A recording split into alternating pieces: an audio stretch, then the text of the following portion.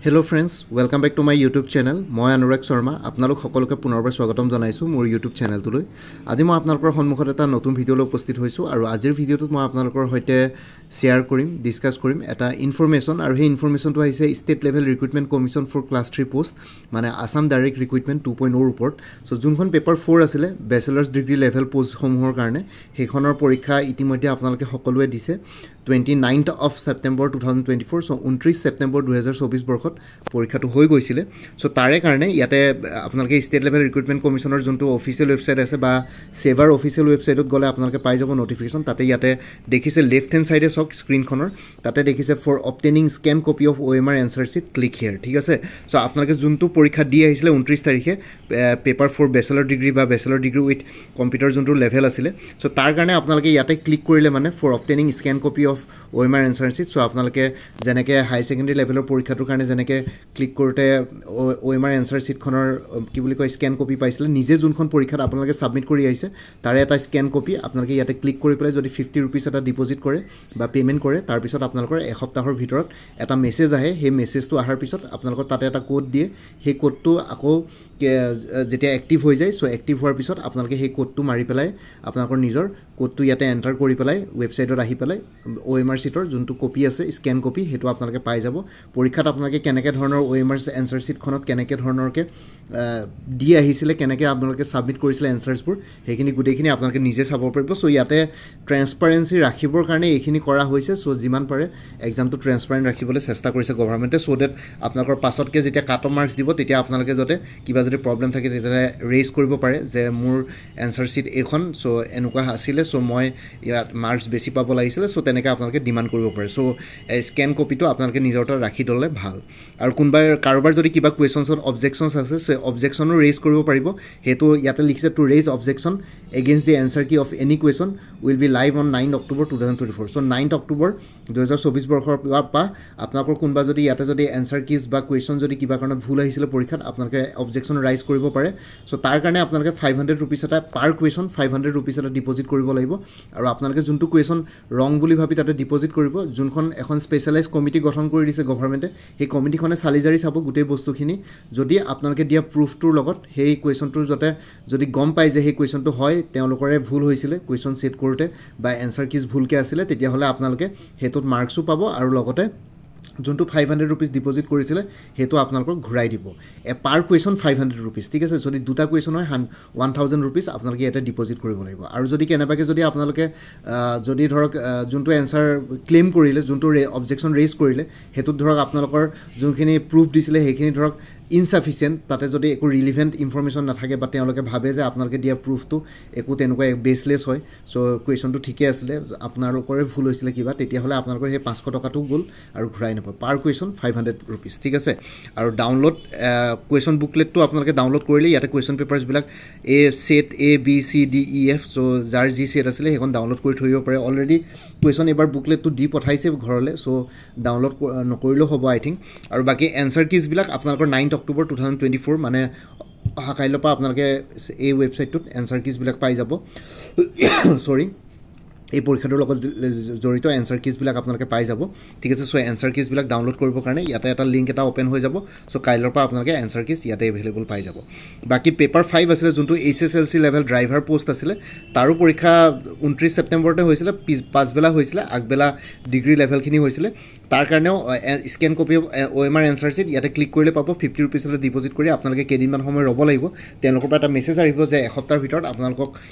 আকৌ নতুনকৈ এটা মেসেজ আহিব, তাত তেতিয়াহে আপোনালোকে ডাউনলোড কৰিব পাৰিব। সো হেতু কাৰণে অকমান ৰ'ব লাগিব, 50 रुपीस এটা ডিপোজিট কৰি পেলাই। আৰু অবজেকশন আপোনালোকে ৰেজ কৰিব পাৰে আনসাৰ কি এগেইনষ্ট ইয়াতো সেই একে 500 টকা দিব লাগিব। কাইলৈৰ পৰা হেতু বস্তু লাইভ হ'ব, কাইলৈৰ পৰা আপোনালোকে অবজেকশন ইয়াতে ৰেজ কৰিব পাৰিব 9 অক্টোবৰৰ পৰা। আৰু কুৱেশ্যন বুকলেটটো আপোনালোকে ইয়াৰ পৰা ডাউনলোড কৰিব পাৰিব। সেট গোটেইকেইটা আছে ABCDEF টোটেল 6টা সেটৰ পৰীক্ষা হৈছিলে আসাম ডাইৰেক্ট ৰিক্ৰুটমেন্টত। আৰু বাকি আনসাৰ কিজ বিলাক কাইলৈৰ পৰা আপোনালোকে ডাউনলোড কৰিব পাৰিব, কাইলৈৰ পৰা এভেইলেবল থাকিব। ঠিক আছে, এইটো সেভাৰ অফিচিয়েল ওয়েবসাইটত গ'লে আপোনালোকে পাই যাব state level recruitment commission for class 3 পোষ্টত ইয়াতে গোটেইখিনি বস্তু আছে। আৰু ঠিক তেনেদৰে 15 তাৰিখৰ যোনটো পৰীক্ষা হৈ গৈছিলে তাৰ কাৰণেও ইনফৰমেশ্যন আছে অলৰেডি 15 তাৰিখতো হৈ গ'ল দিন সো আপোনালোকে ইয়াতে আপোনালোকে গোটেইখিনি ইনফৰমেশ্যন আছে স্ক্যান কপি ল'ব পাৰিব গোটেইখিনি বস্তু ওপেনে থাকিব সো আপোনালোকে যেতিয়া ইচ্ছা তেতিয়া ল'ব পাৰিব বহুত দিন চাগে ওপেন হৈ থাকিব আৰু লগতে কথাটো হ'ল যে কোনবাই যদি পৰীক্ষা দিয়া নাছিলে তেতিয়াও হয়তো ইয়াৰ পৰা কুৱেশ্যন বুকলেট আপোনালোকে ইজিলি ফ্ৰীলি ডাউনলোড কৰি ল'ব পাৰিব সো that আপোনালোকে ঘৰতে প্ৰেক্টিছ কৰিব পাৰে সো that আপকামিং যোনবিলাক আসাম গভৰ্ণমেণ্টৰ বা নেক্সট যদি এডিআৰই পৰীক্ষা হয় তেতিয়াহ'লে আপোনালোকৰ ইয়াৰ পৰা হেল্প হ'ব ঠিক আছে সো এইখিনি আছিলে এইখিনি ইনফৰমেশ্যন দিবৰ কাৰণে ভিডিঅ'টো বনালোঁ বাকী কাইলৈ কাৰণে এনচাৰ কিজৰ কাৰণে ৰৈ থাকক বাকী আৰু আপোনালোকে OMR এনচাৰ চিটৰ যোনটো স্ক্যান কপি সেইটো আপোনালোকে ইয়াতে ক্লিক কৰিলে মানে পাই যাব ঠিক আছে সো স্ক্যান কপি কাৰণে আপোনালোকে 50 रुपीसলে ইয়াতে ডিপোজিট কৰিব লাগিব সো হেতু কাৰণে আপোনালোকে অলপ ওয়েট কৰি দিওক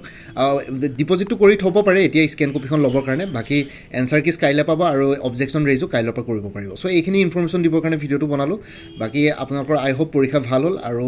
answer keys official answer keys ওলোৱাৰ পিছত এটা ভালকে গুটেখিনি বস্তু এনালাইসিস কৰি পেলাই সবৰ পৰা ইনফৰমেশ্যন লৈ পেলাই এটা কি বুলি কয় ৰিভাইজ কাট অফৰ ভিডিঅ'জ বনাম সো that তাতে অকমান একুৰেট ডাটা ইউজ কৰি পেলাই কাট অফৰ ভিডিঅ' বনাম সো that আপোনালোকৰ এটা বেসিক আইডিয়া হৈ যায় কাট অফ এক্স্যাক্টলি কিমান হ'ব পাৰে সো তেতিয়াহে অলপ ভাল আইডিয়া পাম সো আপোনালোকে যেতিয়া এনসাৰ কিজ ৰিলিজ হ'ব তাৰ পিছত এবাৰ জনাব কাৰ কিমান মাৰ্ক আহিছে মই কমিউনিটিত এটা পোষ্ট দি দিম সেই কমিউনিটি পোষ্টত আপোনালোকে গৈ পেলাই আপোনালোকৰ কথাখিনি তাতে জনাব পাৰিব আপোনালোকৰ কিমান মাৰ্কস উঠি আছে কি কথা সো সেইখিনি বস্তু এবাৰ জনাই দিব সো তেতিয়া কাট অফৰ ভিডিঅ' এটা একুৰেট ভিডিঅ' এটা বনাবৰ কাৰণে অলপ সুবিধা হ'ব অলমোষ্ট 100% একুৰেচিটো নহ'ব কিন্তু হ'লেও যদি 90% একুৰেট কৰিব পাৰো তথাপিতো অলপ আপোনালোকৰ কাৰণে এটা মনৰ স্যাটিসফ্যাকশন হ'ব আৰু আপোনালোকে স্কিল টেষ্টৰ কাৰণে প্ৰিপাৰেচনৰ কাৰণে ষ্টাৰ্ট হ'ব পাৰিব মানে নিজকে প্ৰস্তুত কৰিব পাৰিব সো এইখিনি ইনফৰমেশ্যন দিবৰ কাৰণে ভিডিঅ'টো বনালো বাকি আপোনালোকে আপকামিং এক্সামছ বিলাকৰ কাৰণে যদি প্ৰিপাৰেচন কৰি আছে তেতিয়ালে কোৰ্সেছ এভেইলেবল আছে আৰু কোনবাই যদি আগৰ পৰা মোৰ পৰা কিবা কোৰ্স লৈ থৈছিলে এবাৰ জনাই দিব কোনটো কোৰ্স লৈ থৈছিলে কাৰণ অলমোষ্ট আসাম গভৰ্ণমেণ্টে হওক বা এপিএসসিৰ হওক পৰীক্ষা বিলাকৰ সিলেবাস অলমোষ্ট আইডেন্টিক্যাল থাকে জেনাৰেল নলেজে হওক বা জেনাৰেল ষ্টাডিজে হওক খালি তাতে লেভেল অফ ডিফিকাল্টিটো বেছি আসাম ডাইৰেক্ট ৰিক্ৰুটমেণ্টৰ নিচিনা একেই সিলেবাস হয় এপিএসসিৰো কম্বাইন্ড কম্পিটিটিভ এক্সামিনেশ্যনৰ যোনখন জেনাৰেল ষ্টাডিজ পেপাৰ আছে খালি তাতে কি হয় লেভেল অফ ডিফিকাল্টিটো অলপ বেলেগ হয় বেছি হয় কোৱেশ্চন প্যাটাৰ্নটো অলপ টান হয় সো তাৰ কাৰণে প্ৰিপাৰেচনৰ ষ্ট্ৰেটেজিটো অলপ বেলেগকে কৰিব লাগে সো কোৰ্সেছ বিলাক হ'ল আপোনালোকে আগতে কোনবা কিবা কোৰ্স লৈ থৈছিলে এবাৰ জনাই দিব সো আগৰ মেটেৰিয়েলছখিনি বাদ দি যোনখিনি এডিশনাল মেটেৰিয়েলছ লাগিব সেইখিনি ল'লে হ'ল তেতিয়া প্ৰাইচটো অলপ কমি যাব সো এপিএসসি ষ্টেনোগ্ৰাফাৰ গ্ৰেডটো যোনটো আসাম সেক্ৰেটাৰিয়েটত ওলাইছে তাৰ কাৰণে যোনখন ৰিটেন এক্সামিনেশ্যনৰ পেপাৰ থাকিব অবজেক্টিভ টাইপ তাৰ কাৰণে ফুল কোৰ্স এভেইলেবল আছে 300ত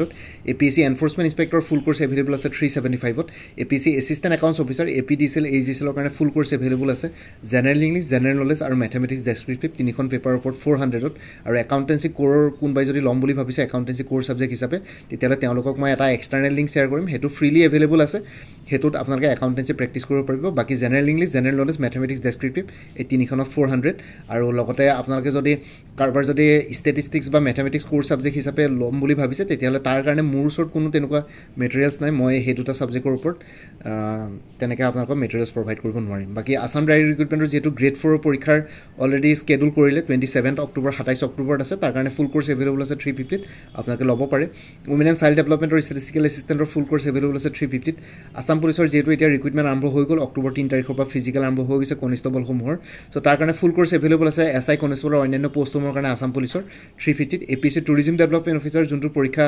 20 অক্টোবৰত হ'বলৈ গৈ আছে 28 অক্টোবৰ 2024 সো 20 অক্টোবৰত হ'বলৈ যোৱা টুৰিজম ডেভেলপমেণ্ট অফিচাৰ ফুল কোৰ্স এভেইলেবল আছে 300ত এপিএসসি সিসি প্ৰিলিমিনাৰী 2024-25 কাৰণে ফুল কোৰ্স এভেইলেবল আছে 400ত আৰু আপোনালোকে মোৰ পৰা এবাৰ কোৰ্স ল'লে কাৰেণ্ট এফেয়াৰ্ছখিনি লাইফ টাইমৰ কাৰণে পাই থাকিব তাৰ কাৰণে কোনো ফাৰ্ডাৰ পেমেণ্ট কৰিব নালাগে জাষ্ট হোৱাটছএপত এটা ৰিমাইণ্ডাৰ মেছেজ দিলে হ'ল প্ৰত্যেক মাহৰ ষ্টাৰ্টিঙতে আৰু কোনোবা যদি ইণ্টাৰেষ্টেড কেণ্ডিডেটছ আছে তেতিয়া এই হোৱাটছএপ নম্বৰটো মেছেজ কৰি জনাওক আপোনালোকক কোনটো কোৰ্স লাগে কোৰ্সৰ কণ্টেণ্টছখিনি শ্বেয়াৰ কৰিম লগতে পেমেণ্টৰ লিংক দি দিম পেমেণ্ট কৰাৰ লগে লগে গোটেই কোৰ্সটো নিজৰ হোৱাটছএপত PDF ফৰ্মেটত পাই যাব সো হোৱাটছএপ নম্বৰটো হ'ল 9706557851 আৰু লগতে কোনোবা যদি আগতে মোৰ পৰা কিবা কোৰ্স লৈ থৈছিলে এবাৰ জনাই দিব আৰু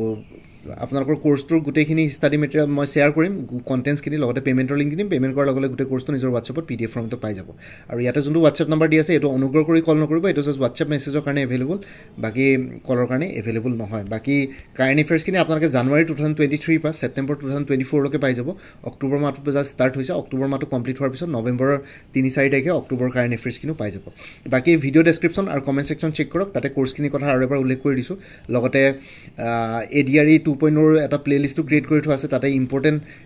এক্সাম অৰিয়েণ্টেড ভিডিঅ'জো পাই যাব এই ভিডিঅ' ডেছক্ৰিপশ্যনতে লিংক দিয়া আছে সেই প্লেলিষ্টৰ লিংকটো আৰু লগতে মোৰ আৰু এটা চেনেল আছে অসম আইকিউ বুলি সেই চেনেলটোৰ লিংকটো এই ভিডিঅ' ডেছক্ৰিপশ্যনতে দি দিছোঁ আপোনালোকে সেইটো চেনেলটো ছাবস্ক্ৰাইব কৰি ল'ব পাৰিব সো ভৱিষ্যতলৈ এনেকুৱা ধৰণৰ কম্পিটিটিভ এক্সামছবিলাক দিয়াৰ ক্ষেত্ৰত আৰু অলপ এক্সট্ৰা গাইডেঞ্চ পাই যায় বাকী মোৰ ভিডিঅ'ছবোৰ চাই যদি ভাল পায় মোৰ চেনেলটো ছাবস্ক্ৰাইব কৰি ল'ব আৰু লগতে আপোনালোকৰ যিমানখিনি ফেমিলি ফ্ৰেণ্ডছ ৰিলেটিভছ আৰু চিনাকি এক্সপিৰিয়েঞ্চ আছে তেওঁলোকৰ লগত মোৰ চেনেলটো শ্বেয়াৰ কৰিব লগতে কমেণ্ট ছেকশ্যনত জনাব কিবা যদি কুৱেশ্যন থাকে ডাউট থাকে মই নিশ্চয় আপোনালোকৰ কুৱেশ্যনছ আৰু ডাউটছবিলাকৰ ৰিপ্লাই দিবলৈ চেষ্টা কৰিম বাকী আজিৰ ভিডিঅ'টো ইমানতে সমাপ্ত কৰি আপোনালোক সকলোৰ পৰা বিদায় ল'লোঁ কাইলৈ পুনৰ এটা নতুন ভিডিঅ'লৈ আপোনালোকৰ সন্মুখত উপস্থিত হ'ম তেতিয়ালৈকে ভালকৈ প্ৰিপেৰেশ্যন কৰি থাকক সকলোৱে অল দি বেষ্ট থাকিলে bye take care friends Bharat মাতা কি জয় জয় আই অসম